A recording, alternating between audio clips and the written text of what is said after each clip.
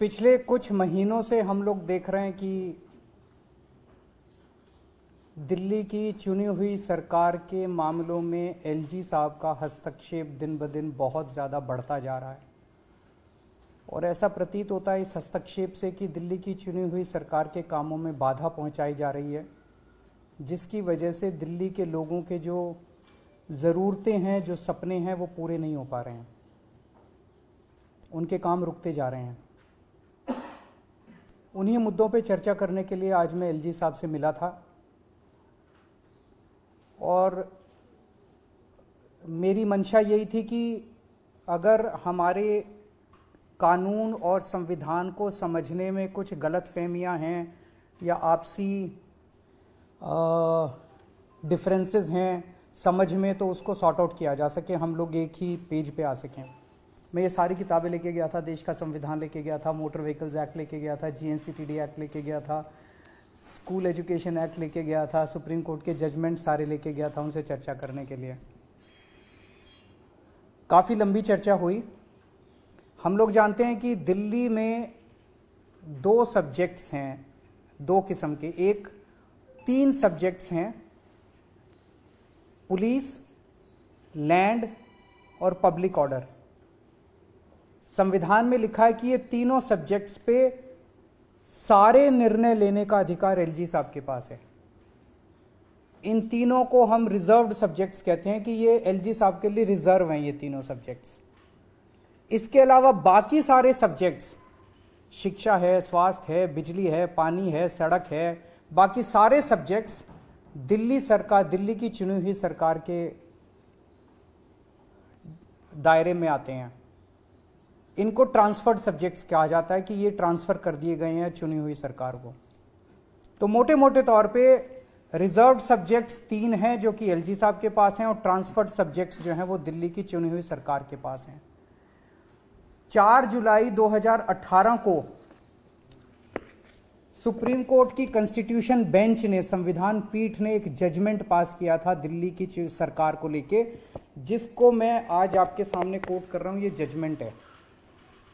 इस जजमेंट में साफ साफ लिखा है 2 जगह। एक लिखा है the lieutenant governor has not been entrusted with any independent decision making power.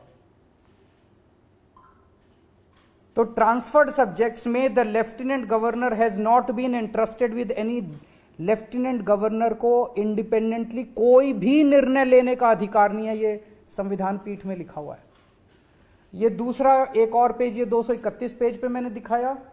एक और पेज आता हूं, यहां पे लिखा हुआ है there is no independent authority vested in lieutenant governor to take decisions. इससे ज्यादा बेचारा सुप्रीम कोर्ट भी क्या करेगा। सुप्रीम कोर्ट ने लिखा है there is no independent authority vested in lieutenant governor to take decisions other than matters where he has to act as judicial authority. मतलब कहीं जैसे किसी की 2 पार्टियों की सुनवाई करनी हो, कई बार जैसे राशन की दुकान के कैंसिल करने का होता है, दोनों पार्टियों के, ऐसे कुछ एक मुद्दे लेके जहां पे एलजी साहब एक न्यायाधीश की तरह एक्ट करते हैं और किसी भी पावर उनके पास इंडिपेंडेंट डिसीजन मेकिंग की पावर नहीं है। ये दोनों में लिखा हुआ है साफ साफ। इससे क्या सा, ये मैंने आपको डिस्ट्रीब्यूट कर दिया, आप लोगों के पास है। इसको जरा सा अच्छे से चला दीजिएगा टीवी पे भी, और उसको कल अखबारों में भी हेडलाइन छाप दीजिएगा that LG has no independent decision making power. ये सुप्रीम कोर्ट बोल रहा है। इसका क्या मतलब हुआ? इसका मतलब हुआ एलजी साहब ने जो जैस्मीन का दफ्तर सील करने के ऑर्डर दिए वो इलीगल थे, अनकॉन्स्टिट्यूशनल थे। इसका मतलब जो एलजी साहब ने एल्डरमैन 10 बनाए वो इलीगल था, अनकॉन्स्टिट्यूशनल था। इसका मतलब जो एलजी साहब ने प्रिजाइडिंग ऑफिसर के ऑर्डर पास किए वो इलीगल थे, अनकॉन्स्टिट्यूशनल थे। इसका मतलब जो 164 करोड़ रुपए की रिकवरी के ऑर्डर एलजी साहब ने पास किए वो इलीगल थे, अनकॉन्स्टिट्यूशनल थे। इसका मतलब जो दिल्ली के टीचर्स को फिनलैंड जाने से रोका जा रहा है उसके ऑर्डर्स जो है वो इलीगल है, अनकॉन्स्टिट्यूशनल है। इसका मतलब दिल्ली के अंदर जो योगा क्लासेस बंद की गई वो इलीगल था और अनकॉन्स्टिट्यूशनल था। मैंने ये ऑर्डर अभी एलजी साहब को दिखाए। मैंने कहा सर ये देखो 2 पेज, ये 2 लाइन पढ़ लो आप। अब मेरे को बताओ, जब सुप्रीम कोर्ट साफ साफ कह रहा है कि आपको कोई आदेश इंडिपेंडेंटली पास करने की वो नहीं है, आज़ादी नहीं है, तो आप कैसे पास कर रहे हो? तो एलजी साहब कहते हैं ये सुप्रीम कोर्ट की राय हो सकती है। तो मैंने कहा क्या मतलब? कहते हैं संविधान में लिखा है कि मैं एडमिनिस्ट्रेटर हूं। एडमिनिस्ट्रेटर कुछ भी कर सकता है, किसी भी विषय पे कर सकता है। मैंने कहा सर इसका क्या मतलब हुआ? कहते हैं कि अगर सर मुझे लगेगा कि सरकार कुछ गलत काम कहीं कर रही है तो मैं किसी को भी कोई भी आदेश दे सकता हूं। मैंने कहा सर ये रिजर्व सब्जेक्ट, ट्रांसफर्ड सब्जेक्ट कहता है, इसका कोई मतलब नहीं है। मैं एडमिनिस्ट्रेटर हूं। एडमिनिस्ट्रेटर किसी भी सब्जेक्ट के ऊपर किसी भी अफसर को कोई भी आदेश दे सकता है, ये मुझे पावर है। तो मैंने कहा सर कल को मान लीजिए प्रेसिडेंट ऑफ इंडिया कहती है कि मैं मोदी जी के काम से खुश नहीं हूं और वो गलत काम कर रहे हैं, तो वो आदेश दे सकती है? कहते नहीं, वो अलग है। दिल्ली के केस में मैं एडमिनिस्ट्रेटर हूं और मैं सुप्रीम हूं और मेरे को सारी पावर्स हैं, और ये सुप्रीम कोर्ट की राय हो सकती है, इसको मैं नहीं मानता।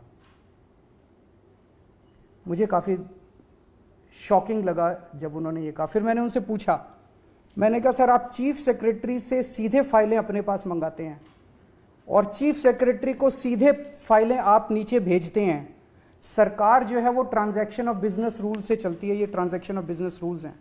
मैंने उनके सामने रखे। मैंने कहा सर इसमें कहाँ लिखा है कि आप सीधे चीफ सेक्रेटरी को फाइल भेज सकते हो या उससे मंगा सकते हो? उन्होंने फिर कहा कि ये रूल्स मेरे ऊपर लागू नहीं होते। मैं किसी भी अफसर को कोई भी फाइल भेज सकता हूं, किसी भी अफसर से कोई भी फाइल मंगा सकता हूं, किसी भी अफसर को कोई भी डायरेक्शंस दे सकता हूं, मुझे कोई। तो फिर उन्होंने कहा, मैंने उनसे पूछा कि ये जो एल्डरमैन का आपने ऑर्डर किया, ये आपने कौन से कानून में किया? तो उन्होंने कहा कि उसमें लिखा हुआ है एमसीडी एक्ट में कि एडमिनिस्ट्रेटर शैल अपॉइंट एल्डरमैन। तो चूंकि एडमिनिस्ट्रेटर लिखा है तो मेरी पावर है। तो मैंने कहा सर आज मैंने पूरी रिसर्च की है, दिल्ली का एक भी कानून ऐसा नहीं है जिसमें एडमिनिस्ट्रेटर ना लिखा हो। एजुकेशन एक्ट में एडमिनिस्ट्रेटर लिखा है, डीएमसी एक्ट में एडमिनिस्ट्रेटर लिखा है, पानी के एक्ट में एडमिनिस्ट्रेटर लिखा है, बिजली के एक्ट में एडमिनिस्ट्रेटर लिखा है, हेल्थ के एक्ट में एडमिनिस्ट्रेटर, हर जगह एडमिनिस्ट्रेटर लिखा है। क्योंकि दिल्ली तो राज्य 92 में बनी थी, उसके पहले तो एडमिनिस्ट्रेटर ही होता था दिल्ली के अंदर, तो सारे कानून तो उसके पहले के चले आ रहे हैं, उसके बाद तो कोई नया कानून बना नहीं है। बिजली में भी, पानी में भी, सड़क में भी, सब में एडमिनिस्ट्रेटर लिखा है। तो कहते हैं सारे फिर मैं करूंगा। तो मैंने कहा फिर सर मैं क्या करूंगा? तो कहता वो आप जानो। तो चुनी हुई सरकार क्या करेगी? मैंने कहा सर फिर तो ये जो संविधान की पीठ का ऑर्डर है, ट्रांसफर्ड सब्जेक्ट है, रिजर्व सब्जेक्ट है, इसका कोई मतलब ही नहीं बचा, फिर तो सारे काम एडमिनिस्ट्रेटर करेगा। उनकी अंडरस्टैंडिंग यही है कि एडमिनिस्ट्रेटर का मतलब सारे काम वही करेंगे। मैंने फिर उनको 2 ऑर्डर और दिखाए। ये संविधान की पीठ, ये सुप्रीम कोर्ट का एक ऑर्डर आया है जो 2019 में आया था। इसमें साफ साफ लिखा है एक कानून के अंदर, दिल्ली के कानून में गवर्नमेंट मींस एलजी, और उसके नीचे इन्होंने लिखा है reading the aforesaid definition in the context of constitution bench judgment would clearly mean that LG here has to act on aid and advice of the government of Delhi। तो जब supreme court कह रहा है कि जहां LG लिखा है वहां भी LG जो है वो चुनी हुई सरकार के हिसाब से काम करेगा, मैंने ये दिखाया। मैंने ये हाई कोर्ट का एक और ऑर्डर उनको दिखाया, ओपी पाहवा का 1998 का जजमेंट है, जिसमें साफ साफ लिखा है, मोटर व्हीकल्स एक्ट में साफ साफ लिखा है कि lieutenant governor is government of Delhi, लेकिन उन्होंने कहा he has to act on aid and advice of Delhi government. मैंने कहा सर इनमें साफ साफ लिखा है कि जहां एलजी भी लिखा है वहां भी आपको चुनी हुई सरकार के हिसाब से काम करना है। वो कहते हैं ये उनकी राय हो सकती है, मैं तो एडमिनिस्ट्रेटर हूं, मेरे पास सुप्रीम पावर है। मैंने उनको कई बार कहा कि हम मिलकर काम करना चाहते हैं, और इस तरह से दिल्ली की जनता सफ़र कर रही है। रोज रोज के जो लड़ाई झगड़े हैं, ये मैसेज भी अच्छा नहीं जाता कि आपस में एलजी और सीएम के बीच में इतने मतभेद हैं। मैंने बार बार उनसे निवेदन किया कि हम मिलके काम करना चाहते हैं, सर हम मिलके काम करना चाहते हैं, इस तरह से चुनी हुई सरकार को आप काम मत रोकिए। फिनलैंड के बारे में मैंने पूछा, सर आप फिनलैंड के लिए क्यों रोकना चाहते हो? तो उन्होंने कहा नहीं मैंने तो ऐसा नहीं कहा। मैंने कहा सर ये आपकी फाइल नोटिंग्स हैं, इसमें साफ साफ जाहिर है 2 बार आपको फाइल भेजी गई, दोनों बार आपने फाइल लौटा दी अलग अलग ऑब्जेक्शन लगा के। तो जब अलग अलग ऑब्जेक्शन बार बार लगाए जाते हैं तो मतलब यही होता है कि आप रोकना चाहते हो। आपने लिखा है कि it is noted that earlier education department has conducted various foreign training programmes To assess the effectiveness of such programs, department must place on record cost benefit analysis. कि भाई ये जो टीचर बाहर जाएंगे इसकी कॉस्ट बेनिफिट एनालिसिस। मैंने कहा sir इस देश का सैनिक अपनी जान देता है, मुश्किल से 50-60 हज़ार रुपये महीना उसको तनख्वाह मिलती है। जिस दिन उस सैनिक ने अपनी कॉस्ट एंड बेनिफिट एनालिसिस करनी चालू कर दी ना अपनी जान की, ना आप बचोगे और ना मैं बचूंगा। हम अपने बच्चों का भविष्य बना रहे हैं, और हम अपने बच्चों का जब भविष्य बना रहे हैं, आप पूछ रहे हो उसकी कॉस्ट बेनिफिट एनालिसिस क्या होगी। मैं कहा सर मेरे 2 बच्चे हैं, एक बेटा एक बेटी है, सारी तनख्वाह मैं अपने बच्चों पे लुटा देता हूँ। कल को अगर मैं ये देखना चालू कर दूँ कि मेरे बच्चों पे मैं जो कर रहा हूँ उसकी कॉस्ट बेनिफिट एनालिसिस क्या है। सर कई चीज़ों की कॉस्ट बेनिफिट एनालिसिस नहीं होती। हम देश बना रहे हैं, हम राष्ट्र बना रहे हैं। इस देश का बच्चे बनेंगे तो राष्ट्र बनेगा, बच्चों का भविष्य बनेगा तो राष्ट्र बनेगा। तो जब आप इस तरह की कॉस्ट, मैंने कहा सर सीएम की कॉस्ट बेनिफिट एनालिसिस हुई आज तक कि सीएम होना चाहिए कि नहीं होना चाहिए। एलजी की कॉस्ट बेनिफिट हुई है कि एलजी का दफ्तर जो है वो सरकार के लिए अच्छा है कि बुरा है। मैंने कहा टीचर्स, अभी ये वर्ल्ड इकोनॉमिक फोरम हो रहा है, सारे देश के बड़े बड़े नेता स्विट्जरलैंड जा रहे हैं घूमने के लिए, उनकी कभी कॉस्ट बेनिफिट एनालिसिस नहीं हुई। टीचर्स अगर फिनलैंड जा रहे हैं तो उनकी कॉस्ट बेनिफिट एनालिसिस मांगी जा रही है, तो ये तो रोकने के लिए ही किया जा रहा है। मैंने उनको फिर बताया कि पिछले 3 महीने में लगभग सभी डिपार्टमेंट्स में सारे ऑफिसर्स ने सारी पेमेंट्स रोक दी हैं। दिल्ली सरकार में जल बोर्ड की सारी पेमेंट्स रोक दी गई हैं। नतीजन कई एसटीपी बन रहे थे हमारे, कई वाटर ट्रीटमेंट प्लांट्स बन रहे थे, सबकी कंस्ट्रक्शन रुक गई है दिल्ली के अंदर। मोहल्ला क्लिनिक्स में दवाइयां बंद कर दी गई हैं, टेस्ट बंद कर दिए गए हैं, डॉक्टर्स की तनख्वाह बंद कर दी गई है, रेंट बंद कर दिए गए हैं, बिजली के बिल बंद कर दिए गए हैं। बस मार्शल्स की 3 महीने से तनख्वाह नहीं मिली है। दिल्ली की डीटीसी की बसों में जो बस मार्शल चलते हैं उनकी तनख्वाह नहीं मिली है। हॉस्पिटल के स्टाफ को तनख्वाह नहीं दी जा रही है। डीटीसी के अंदर तनख्वाहें नहीं दी जा रही हैं, डीटीसी की पेंशन नहीं दी जा रही है, बिजली की सब्सिडी रोक दी गई है, ओल्ड एज पेंशन रोक दी गई है। अफसरों से जब पूछो तो अफसर कहते हैं कि एलजी दफ्तर से इनडायरेक्टली कहा गया है कि सब कुछ रोक दो। एमसीडी चुनाव के 3 महीने पहले सब कुछ रोक दिया गया ताकि एमसीडी चुनाव के अंदर हमें नुकसान हो। मैंने कहा सर आपने ऐसा क्यों किया। नहीं मैंने तो नहीं किया। मैं कहा सर सारे अफसर दबी जुबान में बोल रहे हैं कि हमें एलजी ऑफिस से आदेश दिया गया है कि सारी पेमेंट्स रोक दो। मेरी एलजी साहब से निवेदन है कि राजनीति अपनी तरफ अपनी जगह चलती रहती है, लेकिन इस तरह की राजनीति अच्छी नहीं है जो देश के और लोगों के विकास में घातक हो। और मैं फिर से उनसे हाथ जोड़ के निवेदन करूंगा कि एक तो अच्छा कॉन्स्टिट्यूशनल सलाहकार अपने साथ रख लें जो कि उनको एडवाइस करे कि सुप्रीम कोर्ट के ऑर्डर्स बाइंडिंग होते हैं। सुप्रीम कोर्ट के ऑर्डर्स जो है वो सलाह नहीं होती है। सुप्रीम कोर्ट जो कहता है, अगर सुप्रीम कोर्ट ने कहा है कि उनको इंडिपेंडेंट डिसीजन मेकिंग की पावर नहीं है तो नहीं है। सुप्रीम कोर्ट के ऑर्डर्स को सम्मान करें, संविधान का सम्मान करें, जनतंत्र का सम्मान करें।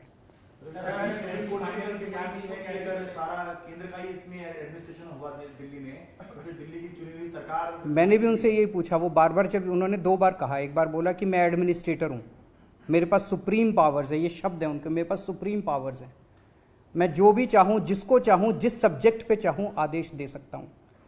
और दूसरी बार उन्होंने कहा कि ये जितने आदेश हैं सुप्रीम कोर्ट की ये सारे एडवाइस हैं और मैं इनको नहीं मानता। सर आपके पास समाधान निकलेगा क्योंकि जो कॉपी आप लेके आए संविधान तो एलजी के पास भी है, तो कुछ समाधान की तरफ बढ़ी ऐसी मीटिंग। मैं समझता हूँ कि एक तो उनको भी थोड़ा सा समझना चाहिए कि इस तरह से मैंने उनसे काफ़ी निवेदन किया, हाथ जोड़ के निवेदन किया कि हमें मिलके काम करना चाहिए, हमें एक दूसरे के काम में अड़चन नहीं अड़ानी चाहिए। जनता देख रही है और आने वाली पीढ़ियाँ क्या कहेंगी कि हम जब हमें काम करना था तो हम किस तरह से आपस में इस तरह से एक दूसरे के काम में अड़चन अड़ा रहे थे। मैं समझता हूँ कि सुप्रीम कोर्ट में जो केस चल रहे हैं इस टाइम, उसका जो जजमेंट आएगा उसका भी काफ़ी इम्पैक्ट पड़ेगा। अरविंद जी वही आपसे सवाल था क्योंकि सुप्रीम कोर्ट में अभी सर्विसेज को लेकर अलग से चल रहा है, लेकिन जिस आदेश का आप हवाला दे रहे हैं वो तो ऑलरेडी है आपके पास, जिसको 2018 में दिया था सुप्रीम कोर्ट ने, तो क्या उसकी ही उसके लिए 2018 में जब उन्होंने आदेश दिया था उसमें उन्होंने आदेश दिया था कि एलजी के पास कोई भी फाइल नहीं जाएगी। 3 साल तक सरकार बहुत अच्छी चली थी, आपने देखा होगा 2018 से 2021 तक कोई अड़चन नहीं आई थी, एलजी के पास फाइलें जाना बंद। 2021 में इन्होंने सुप्रीम कोर्ट के जजमेंट को पलटने के लिए जीएनसीटीडी अमेंडमेंट एक्ट लेके आए थे, जिसके तहत सारी फाइलें फिर से एलजी साहब के पास जानी चालू हो गई। उस एक्ट को भी हमने चैलेंज किया हुआ है। मैं समझता हूं कि सर्विसेज के केस के बाद सुप्रीम कोर्ट उसको भी उठाएगा। सर इसके पीछे आपको मंशा क्या लगती है? क्या कानून की समझ पीछे से उनको ऐसा कहा जा रहा है, ये आपका आपको क्या लग रहा है? क्यों आपको क्या लग रहा है कि अगर एमसीडी चुनाव के 3 महीने पहले दिल्ली के सारे मोहल्ला क्लिनिक की पेमेंट्स रोक दी जाए, जल बोर्ड की पेमेंट्स रोक दी जाए, सारे स्टाफ की तनख्वाह रोक दी जाए, तो मंशा तो राजनीतिक नज़र आ रही है, पॉलिटिकल नज़र आ रही है कि दिल्ली के कामों को रोका जाए। सर, आज की बैठक से कुछ सकारात्मक निकला है, कुछ ऐसा निकला जो कि जिससे दिल्ली वालों को कुछ राहत? अगर ऐसे चलता रहेगा तो फिर काम फेल होगा। काम होंगे, काम करेंगे, जितने काम कर सकते हैं हमारे हाथ में है। अगर उनके पैर भी पकड़ने पड़े हम पैर भी पकड़ेंगे, जो भी कर सकना पड़ेगा करेंगे, और साथ में जब जब कोर्ट का रास्ता अपनाना पड़ेगा हम कोर्ट का रास्ता भी अपनाएंगे। कैसे निकलेगा, क्योंकि जो बड़ा फैसला है वो सुप्रीम कोर्ट 2018 में दे चुका है, जो सुप्रीम कोर्ट में चल रहा है वो तो केवल ट्रांसफर पोस्टिंग का मामला है। और दूसरा वाला भी है कि एलजी साहब के पास फाइलें जानी चाहिए कि नहीं जानी चाहिए, वो वाला भी मामला भी है। इन दोनों पे जजमेंट्स आएंगे तो मैं समझता हूँ कि समाधान निकलेगा। एक बड़ी बात जो आप बता रहे हैं कि पिछले 3 महीने से लोगों को सैलरी नहीं मिल रही है, और कई बार अब हम लोगों ने आवाज़ उठाई तो अब मिलनी चालू हुई है। आवाज़ उठाएंगे तो सड़क पे भी आएंगे, ऑफिस में भी काम करेंगे, एलजी साहब के पास भी जाएंगे, जो करने की ज़रूरत होगी करेंगे, काम करवाएंगे जनता के। लेकिन स्पीड रुक जाती है कामों की, अड़चनें आती है। जैसे 3 महीने से अगर जल बोर्ड के फंड्स नहीं मिले तो कई सारे वाटर ट्रीटमेंट प्लांट्स की जो टाइम थे वो डिले हो गया। सीवेज ट्रीटमेंट प्लांट्स जो बन रहे थे, पानी की पाइपलाइन डल रही थी, वो डिले हो गया। काम डिले हो जाते हैं। काम तो करवाएंगे, सारे काम करवाएंगे, कोई काम रुकने नहीं देंगे, लेकिन डिले हो जाता है जिसकी वजह से काम में देरी हो जाती है। Thank you.